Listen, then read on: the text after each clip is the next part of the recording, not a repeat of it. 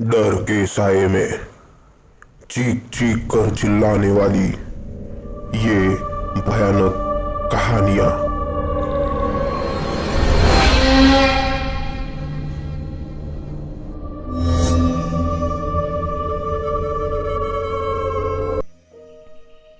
ये कहानी है हमारे सब्सक्राइबर प्रशांत की।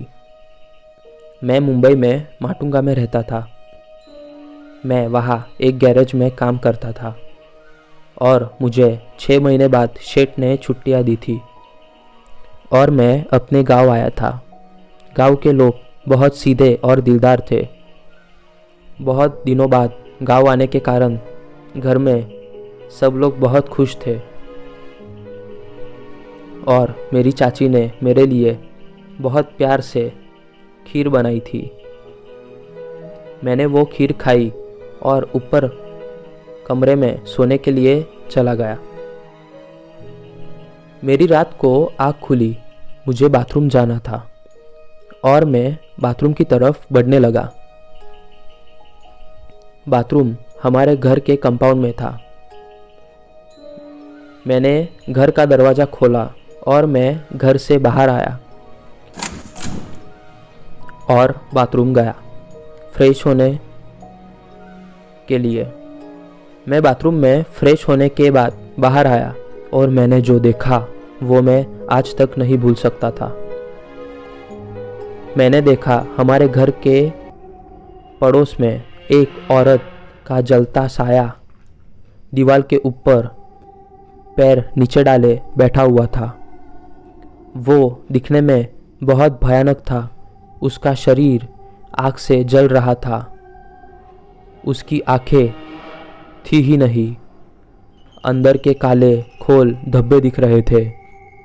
पूरा शरीर जल रहा था और वो भयानक साया मेरी तरफ देखे जा रहा था। मैं वहाँ से भागा। मैंने दरवाज़ा भी खुला रखा और वैसे ही बेडरूम में जाकर चादर ओढ़कर पड़ा रहा। मुझे फिर भी भ्रम हो रहा था कि वो औरत अभी भी मेरे सामने है।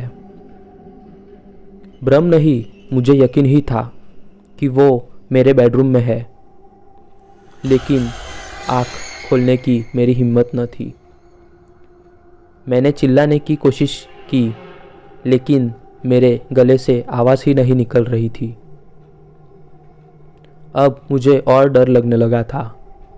रात का गांव का सन्नाटा और शांत वातावरण के कारण मैं उस साए को मेरे बहुत पास महसूस कर पा रहा था। मुझे अब पूरा यकीन था कि वो साया मेरे बाजू में ही है और वो मेरी आँख खोलने का इंतज़ार कर रहा है। फिर मैंने पूरी ताकत से मेरे पूरे शरीर की पूरी हिम्मत जोड़कर ज़ोर से चिल्लाने की हिम्मत की और मैं ज़ोर से चिल्लाया। मेरी आवाज़ सुनकर घर के सारे लोग जाग उठे और वो मेरे कमरे में चले आए। मैंने उन्हें सब बताया कि मेरे साथ इतना भयानक कृत्य हुआ।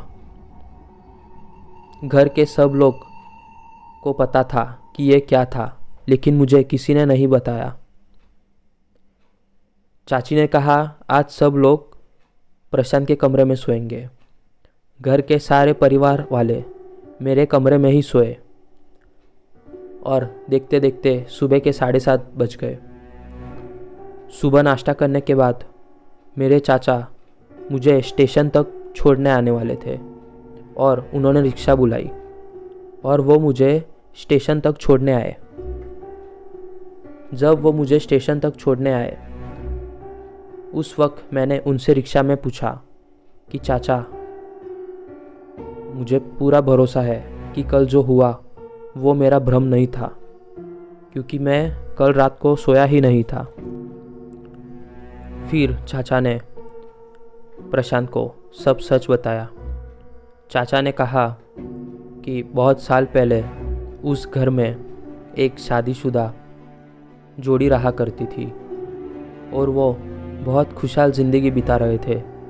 लेकिन अचानक से किस बात कर लेकर उन दोनों में झगड़ा हो गया और झगड़ा इतना बढ़ गया कि पति ने उस पत्नी को उस घर में जिंदा जला दिया। तब से वो उस घर के और हमारे वाड़े के आसपास घूमती है।